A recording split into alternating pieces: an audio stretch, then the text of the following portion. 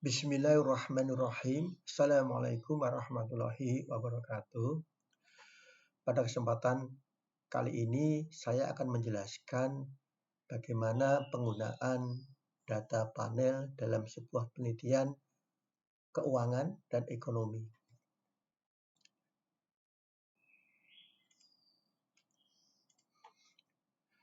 Misalkan di sini saya sudah memiliki data. Data saya ambil dari OJK yang berisi tentang data ROA, data POPO, data NPL, LDR, NIM, GWM, dan KPMM. Data ini saya ambil dari BPD di 4 provinsi yang ada di Pulau Jawa.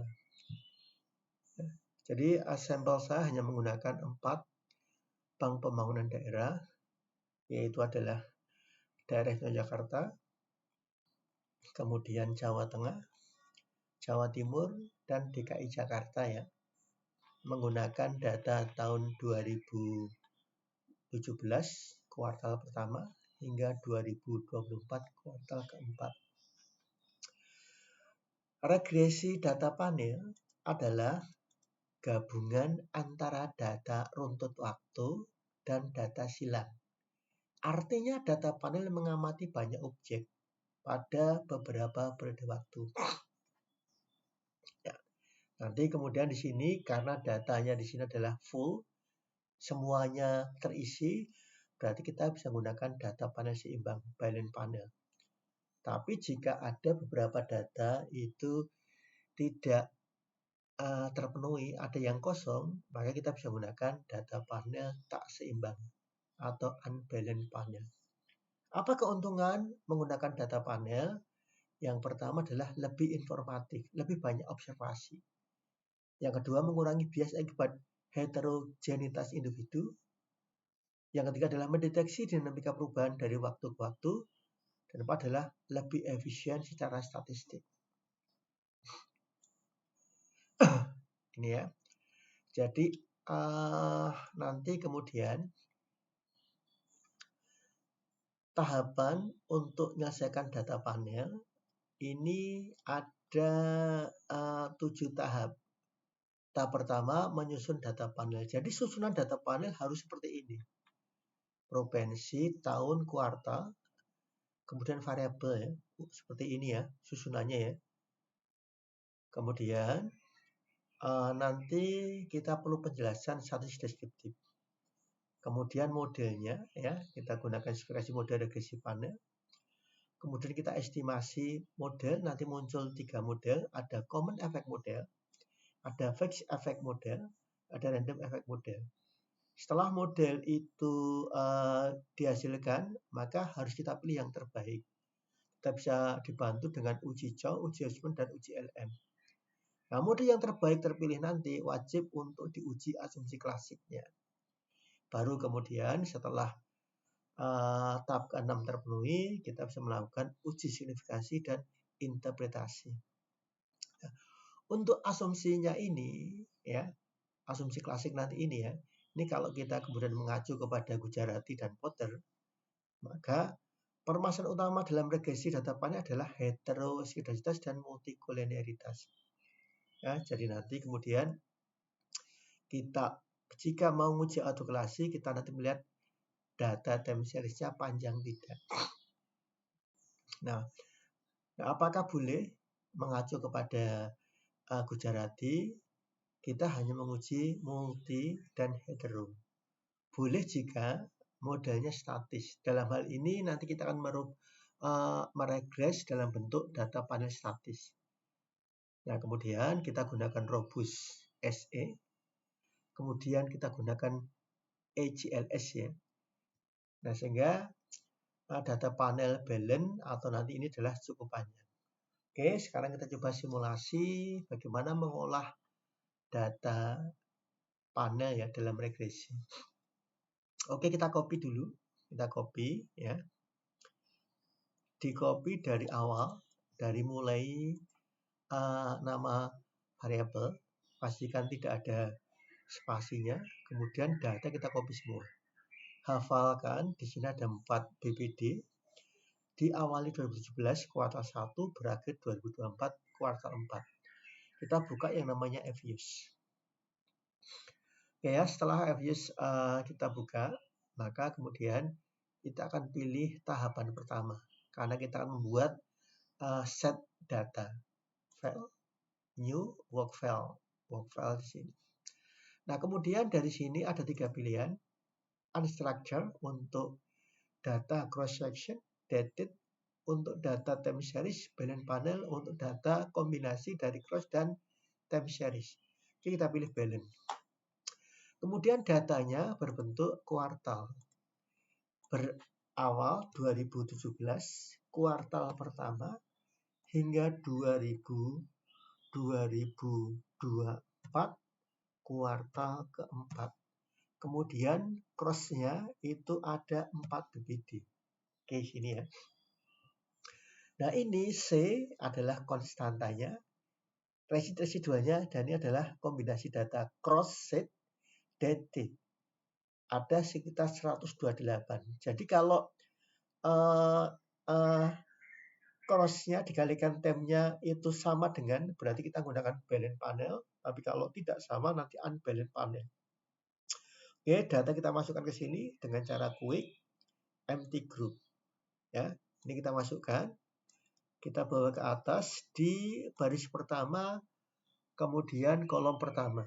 Kita klik kanan, paste. Nanti kalau kita paste, data akan muncul di sini. Oke ya, kita paste. Data sudah muncul. Nah, setelah data muncul di sini, maka tahap pertama adalah kita mengolah dengan pendekatan panel. Jadi kalau tadi kita sudah lihat di sini tahapannya adalah sudah kita susun betul.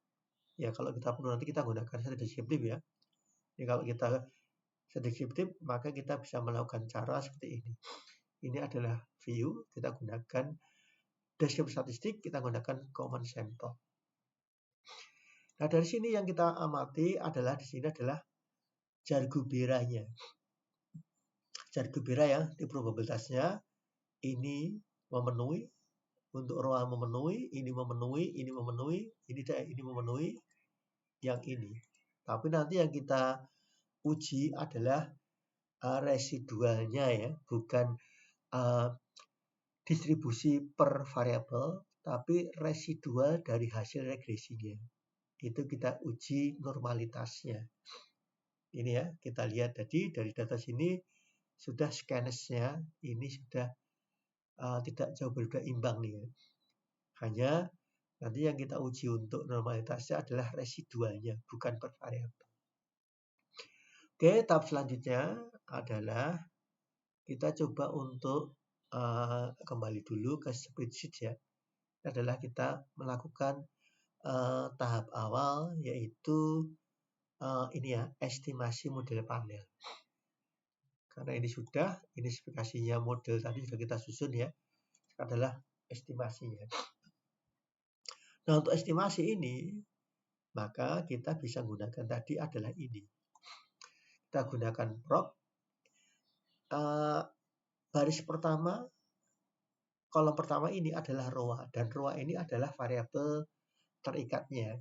Berarti kita bisa gunakan prop, kemudian make equation.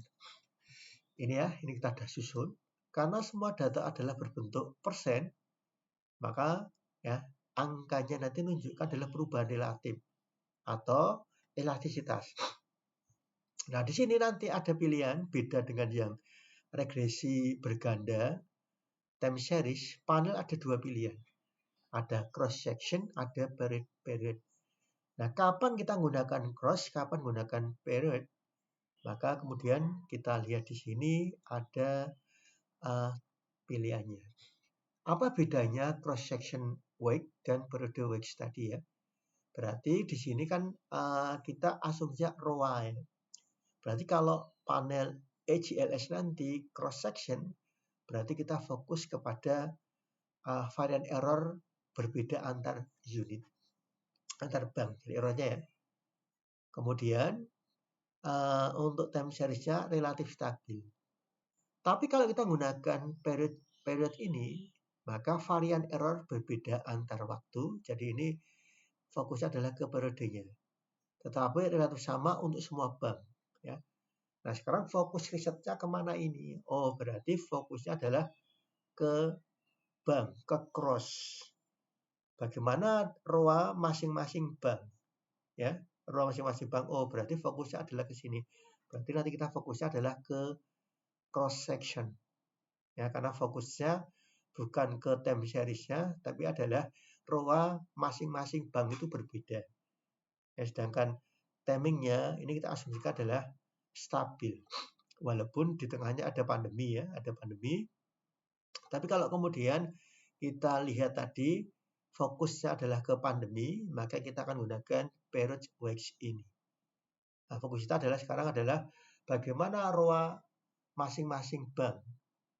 Nah, kita kemudian kita gunakan tadi adalah yang ini ya, karena cross section di sini berarti ininya juga harus yang cross section. Tapi kalau masih non ini mau cross section, mau ini sama. Contoh seperti ini. Ini ya. Ini adalah cross section wedge ini ya. Ini juga akan sama karena ini non, ini juga non. Ini juga akan sama pakai ini. Tapi tadi fokusnya adalah kita tidak fokus ke time, tapi fokus ke bagaimana ROA masing-masing bank ini berbeda. Ini ya, kita gunakan. Nah, ini adalah yang disebut dengan common effect model ya. Jadi tidak membedakan antar waktu dan konstantanya itu enggak berbeda. Ini adalah yang pertama. Yang kedua, kita bisa gunakan tadi karena fokusnya ke cross, maka kita gunakan yang namanya fixed effect. Ya, karena fixed effect ini cross, ini nggak boleh pairage ya. Kalau ini berbeda, nggak konsisten, dia nggak mau. Maka harus konsisten ini. Oh, kalau ini fixed ya ini yang kemudian kita gunakan adalah cross section. Nah, inilah disebut dengan regresi panel, tapi ini adalah fixed effect model, FEM. Ini ya. Nah, kemudian yang terakhir kita dapat lagi adalah yang panel ini kita ganti yang namanya random effects. Klik ini, lalu random effects berarti ini random, ini ya, ini periodenya, klik ke sini. Oh, dia tidak mau untuk ini ya, karena random effect estimate menghendaki ya, menghendaki cross sectionnya di atas number of coefficient. Jadi dari ini ya number of cross sectionnya, karena hanya ada 4 bank, tapi kemudian koefisiennya di sini lebih dari 4. 1, 2, 3, 4, 5, 6, 7. Sehingga tidak bisa. Karena nggak bisa, maka kita sepakat saja menggunakan ini. Kita menggunakan pairage-nya. Kita gunakan. Apakah ada perbedaan return on asset berdasarkan term ya? Karena apa? Karena data diawali 2017, 2024. Nah, case-nya di sini ada pandemi ya, pandemi 2019-2021. Nah, kita gunakan tadi adalah random ini. Sebentar tadi. Kita juga menggunakan tadi ini ya, ini non, ini baru kita gunakan tadi adalah random tadi. Ini ya, kita sudah gunakan period random effect. Nah, sekarang kemudian dari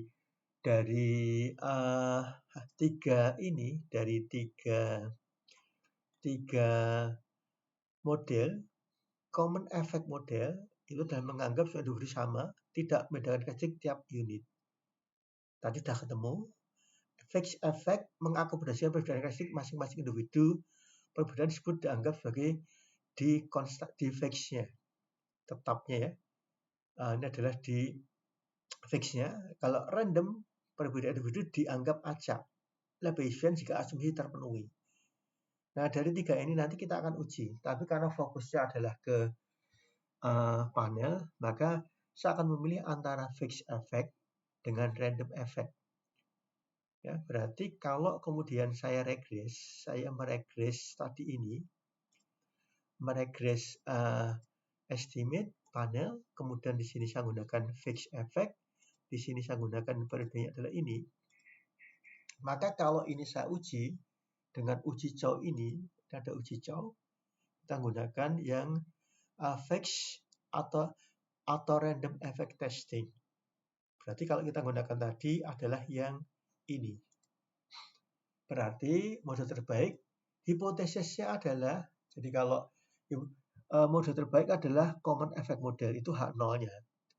H1-nya, model terbaik adalah fixed effect model. Karena di sini signifikan, berarti H0 ditolak. H0 tadi adalah model terbaik adalah common effect model.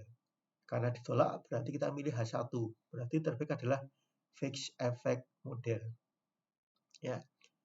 Nah, kemudian untuk memilih antara fixed effect dan random effect, maka ini kita kembalikan ke pendekatannya adalah yang random effect. Nah, ini kemudian kita pilih view, fixed random effect, maka kita uji Houseman. Klik ke sini. Ini signifikan. Hipotesisnya H0, model terbaik adalah fixed effect model. H1-nya adalah model terbaik adalah Houseman test. Karena mohon maaf, H0-nya adalah model terbaik adalah random effect model. H1-nya model terbaik adalah fixed effect model. Karena signifikan, berarti kesimpulannya model terbaik adalah fixed effect model. Dari dua uji tadi, Chow dan Houseman konsisten bahwa model terbaik adalah fixed effect model. Jadi model terbaiknya adalah ini. Ini ya, ini adalah model terbaik. Ini model terbaik. Nah, dari sini kita bisa lihat kalau kita analisis ini ya. Tapi sebelum kita analisis ini, maka kita perlu tahap selanjutnya. Jadi kita sudah memilih ya model terbaiknya adalah fixed effect model. Maka sekarang kita uji asumsi klasik. Jadi kalau tadi kita menggunakan EGLS, maka kita bisa menggunakan uji multiple atau uji hetero. Plus uji hetero ya. Nah, untuk uji multiple, maka kita bisa lakukan dengan cara seperti ini. Nah, di sini karena kita menggunakan di sini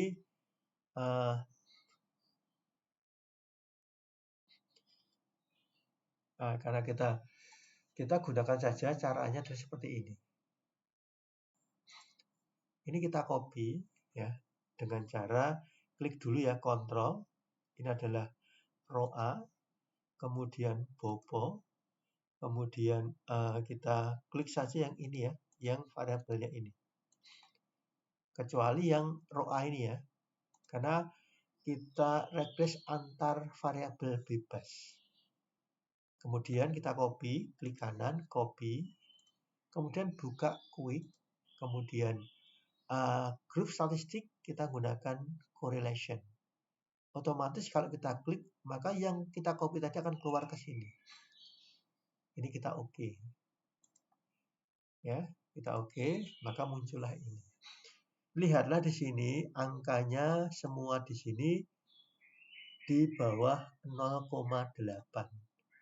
Berarti tidak terjadi multi-call ya dalam model regresi ya dalam kasus ini. Ini kan nggak ada angkanya yang di atas 0,09. Kecuali satu ini karena meregres data sama. Bopo terhadap Bopo 1. NPL terhadap NPL 1. Yang kemudian selain angka 1, di sini tidak ada indikasi angka di atas 0,8. Berarti tidak terjadi multi-call dalam kasus ini. Oke, selanjutnya kita uji ya. Kita uji untuk hetero ya, atau kalau kita mau ini kita bisa gunakan tadi adalah ini ya. Kita bisa menggunakan ujinya adalah melalui ini. Kenapa? Karena kita akan menggunakan robust standar error tadi ini ya. Kita gunakan tadi ini. ya, karena case-nya adalah panel statis. Panel statis ya, udah EJLS, kemudian kita gunakan tadi adalah robust ini. Sehingga nanti kita akan gunakan caranya adalah dengan menggunakan ini ya. Kita gunakan hetero ini ya. Mode regresi data panel diestimasi pendekatan panel EJS dengan cross ya. Karena tadi untuk time series tadi ya, kita gunakan pendekatannya adalah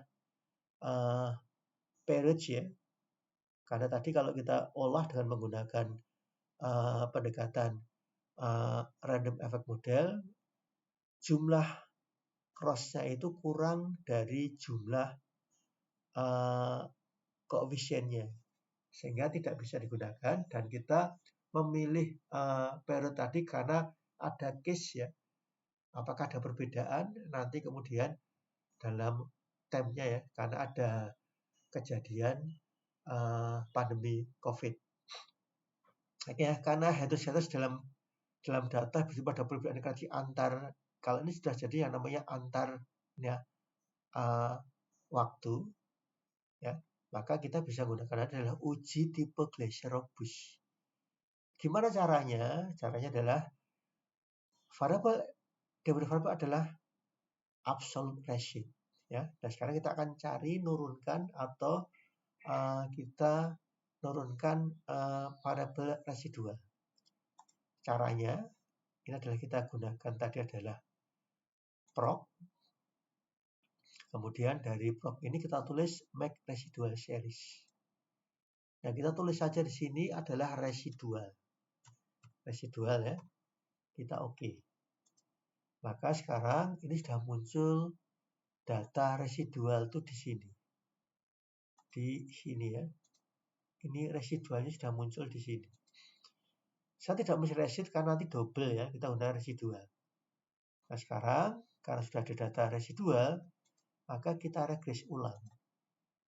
Regres ulang adalah kemudian di estimate ini kita gunakan variabel terikatnya kita ganti dengan ABS. Ini kita gunakan residual. Residual ya, klik ke sini. Ya, residual. Ini juga boleh kemudian dikasih residual leg 1 dan residual leg 2. Leg 2 ini ya. Nah, ini kemudian metodenya ini kita rubah menjadi yang namanya robust ya. Robust least square. Klik ke sini. Ya, dengan pendekatan M estimation. Jadi kalau tadi di sini kita bisa gunakan tadi M estimation ya, ini ya. Nah, ini kita cek ya. Sekarang kalau sudah, kemudian kita oke ke sini. Ini ya, kita lihat di sini ya. Nah, untuk residualnya ini kan kaitannya dengan autokorelasi. Aman ini ya. Tapi di sini ada beberapa yang signifikan. Bobo ini punya signifikan. Artinya adalah variabel bobo ini punya pengaruh terhadap residual. Kemudian LDR2. Kedua, untuk NPL, untuk NIM, GWM ini ya. Nah, tapi kemudian kalau Anda ini ya, ini dilihat dari sini ya. Nah, dari sini maka kemudian kita bisa menganalisis ya. Karena kita sudah menggunakan robust ya, kita sudah menggunakan robust least square. Maka kita bisa ini tadi ya, robust tidak mencatatkan homogenisitas. Artinya estimator tetap konsisten efisien. Dan error sudah kebal terhadap heterogenisitas, maka kemudian inilah yang kemudian Gujarati mengatakan when heteroscedasticity is present, robust estimator profits. Kalau kita lihat tadi valid, tetap valid. Ya walaupun di sini ya ketika ada heterogeneous kita menggunakan robust estimatornya tetap valid. Jadi hasil uji Glaser berbasis robust least square menunjukkan bahwa sebagian variabel independen berpengaruh signifikan terhadap nilai absolut residual yang mengindikasi adanya heteroskedastisitas. Namun karena estimasi dilakukan menggunakan metode robust least square dengan Huber tipe standar error, hasil estimasi tetap konsisten dan dapat diimplementasikan secara valid. Apa kesimpulannya? Heteroskedastisitas terdeteksi secara statistik, tetapi telah ditangani secara metodologis melalui robust least square, sehingga model dinyatakan layak dan valid untuk analisis. Sedangkan autokorelasi tadi ini tidak signifikan. Ini enggak signifikan. Artinya tidak terjadi autokorelasi dalam model tersebut. Sehingga ini ya. Ini karena apa? Karena ini di atas 0,05. Sehingga model ini ya, ini model ini. Jadi kalau model yang terpilih ROA ya, dengan pendekatan fixed effect model adalah model yang valid ya. Tadi kalau kita lihat tadi ini ya, kita sudah gunakan tadi adalah valid di sini ya. Kita bisa melihat di sini adalah karena model regresi data panel untuk fixed effect model ini sudah terhindar dari multi-call, kemudian autokorelasi, dan tidak mensyaratkan homo ya. Nah, sehingga kemudian kita bisa menerjemahkan satu persatu dari hasil ini. Nah, dari variabel ini karena semuanya sama dalam bentuk persen, maka angka ini adalah angka elastisitas. Artinya setiap kenaikan bobo 1% akan menurunkan return on asset. Jadi bobo biaya operasional naik 1%, maka return on assetnya turun 0,065%. Demikian juga NPL-nya. NPL-nya meningkat 1%, return on asset akan meningkat 0,08% dan seterusnya. Nah, dari sini kita juga bisa mengidentifikasi variabel mana yang memiliki kontribusi terbesar dalam membentuk return on asset. Karena semua signifikan, berarti variabel terbesar adalah yang NIM. Kenaikan 1 NIM persen berdampak kepada peningkatan 0,15 return on asset. Tapi yang menjadi penghambat di sini adalah bobo. Bobo tadi ini terbesar, negatif terbesar. Artinya ini menjadi penghambat. Ya, inilah ini hasil dari simulasi penggunaan data panel statis ya dalam case ini. Mungkin ini sedikit dari saya. Kurang maaf. Assalamualaikum warahmatullahi wabarakatuh.